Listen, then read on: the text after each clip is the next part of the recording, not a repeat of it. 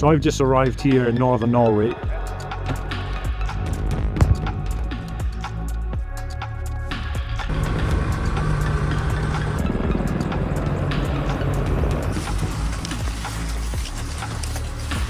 We're deep inside the Arctic Circle, one of the most demanding environments on Earth. I'm here with the Surveillance and Reconnaissance Squadron. They're Britain's specialist reconnaissance unit within the Commando force. These are the people who go in first, often unseen, to build the picture commanders need before the main force arrives. The high north is of growing strategic importance. Russia's naval activity is increasing, and critical infrastructure, undersea cables and energy pipelines run through these waters just close to here. So if we're serious about defending NATO's northern flank, we need to be able to operate here in this environment. And let me tell you, if you can operate in this environment, you can operate anywhere.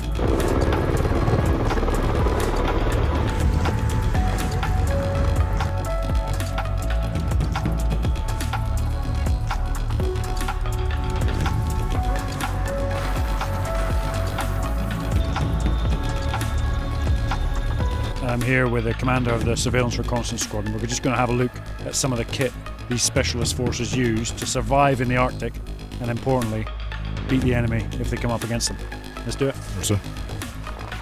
So talk me through what we've got here.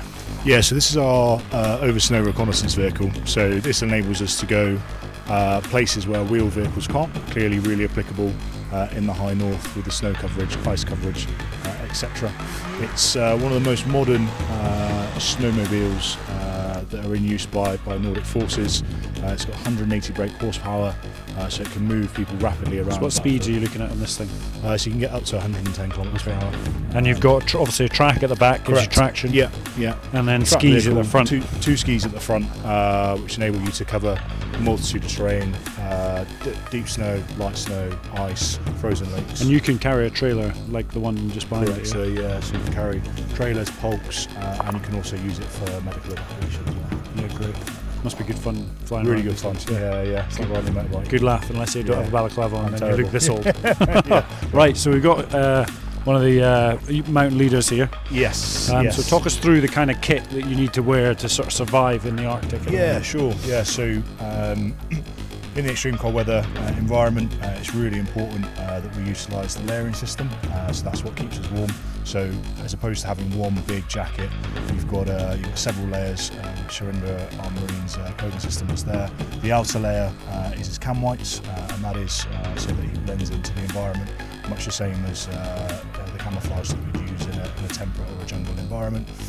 He's also carrying his plate carrier with his ballistic protection, his ammunition, anything that he needs to hand straight away. And then obviously tactical systems, importantly, you've got your sort of ISR feed computer system that flips down, that gives the operator the maximum view of the battlefield. Exactly. Could link into ISR assets or just have communications and mapping on it, which is super useful.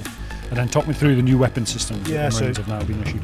KS-1 weapon system being rolled out across the All Marines. What calibre is that? It's 5.56, but yeah, so NATO standard. We don't necessarily adapt the system to work in the cold weather, but we do use specific lubricants, oils to make sure that it's working. Because I can imagine when you get to minus 30, the metal's going to expand, and you're going to have stoppages, etc. So really important. And that's largely the same for the kit and equipment that he's carrying. Fabrics act different, they freeze, metal shrinks, so it's really important.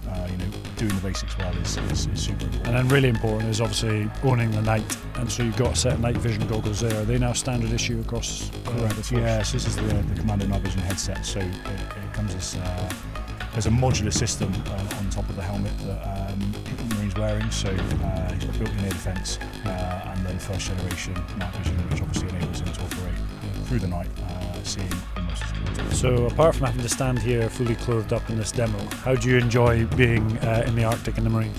I very much enjoy it, sir. Just like a robot. Love it. Well, listen, this is all the kit we're using. There's also, what else we've got here? We've got skis and then we've got a pulp, don't we? Correct, yeah. So stood the test of time. Clearly we've got, one of the most... Plus planks. Yeah, one of the most modern pieces of equipment on the battlefield, but also our skis, once we're in a dismounted role. And how long would you ski on these things for? I mean, I remember on my ML's course we did 200k. over the Hardanger Vida. Essentially, as long as the mission requires you to. Clearly, you can conserve energy on skis because you're able to glide across the top of the snow. Depending on your route selection, it can be much harder. But yeah, have you ever seen the film Telemark Heroes? Yes. Well, there you go. Yeah. I mean, that's it. Yeah, and then the unlucky man in the patrol gets one of these, doesn't he? So typically, as you'll be familiar with, our kit and equipment when we're in the Arctic, we tend to pull it.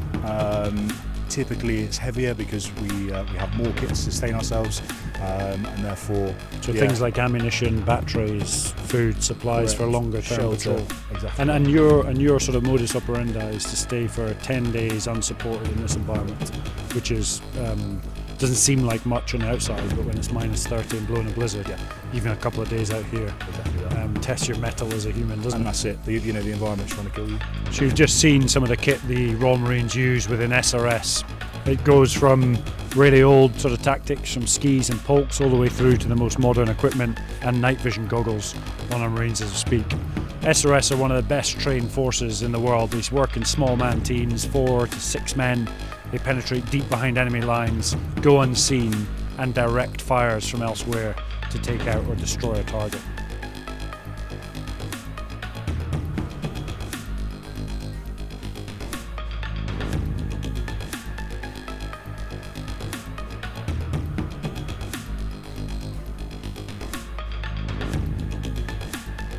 Come on.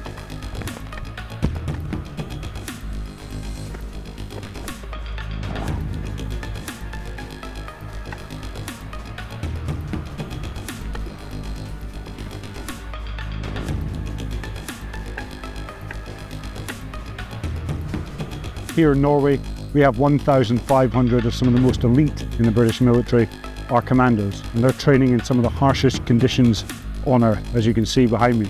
Ready to defend NATO's northern flank under a new agreement with Norway. This is no longer just an annual exercise, this is mission preparation, and we're here year round.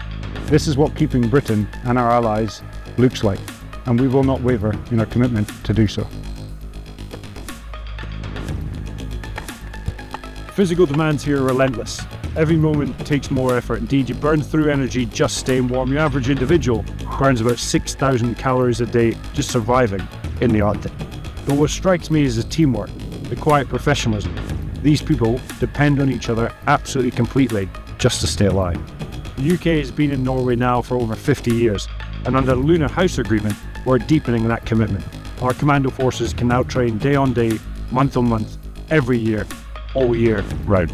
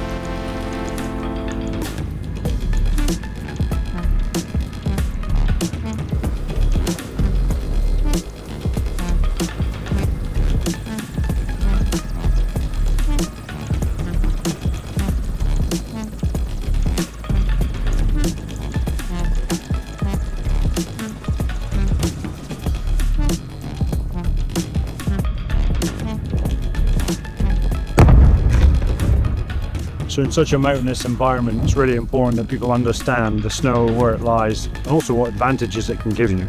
What we've just seen, a couple of explosions laid by the combat engineers here that will result in an avalanche that can stop mobility corridors, block roads, destroy bridges, and slow up whole armies depending on where they're moving in such difficult terrain. It's a key tactic. It's used by SRS all the time, and only the most specialists in the military can employ it.